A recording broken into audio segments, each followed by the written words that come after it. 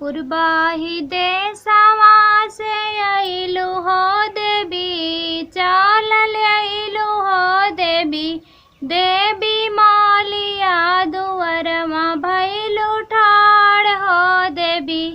देवी मालिया दुअरमा भइलु ठाड़ हो देवी। मलिया क पुतवा उठी बैठला हो देवी, उठी बैठला हो देवी। देवी विंध्याचल क नचवाली हल ठाड़ हो देवी। देवी विंध्याचल क नचवाली हल ठाड़ हो देवी।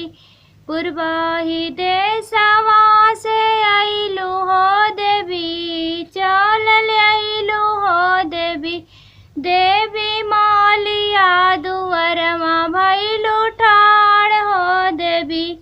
देवी मालिया दुअरमा भइलु ठाड़ हो देवी। मलिया क पुतवा उठी बैठला हो देवी, उठी बैठला हो देवी। देवी विंध्याचल क सेहरली हल ठाड़ हो देवी। देवी विंध्याचल सेहरवाली हल ठाड़ हो देवी। पुरबाही देशवा से अइलु हो देवी, चलल अइलु हो देवी। देवी कहरा दुअरमा भइलु ठाड़ हो देवी। देवी कहरा दुअरमा भइलु ठाड़ हो देवी। कहरा क पुतवा उठी बैठला हो देवी, उठी बैठला हो देवी। देवी विंध्याचल क नचवाली हल ठाड़ हो देवी। पुरबाही देशवा से अइलु हो देवी, चलल अइलु हो देवी।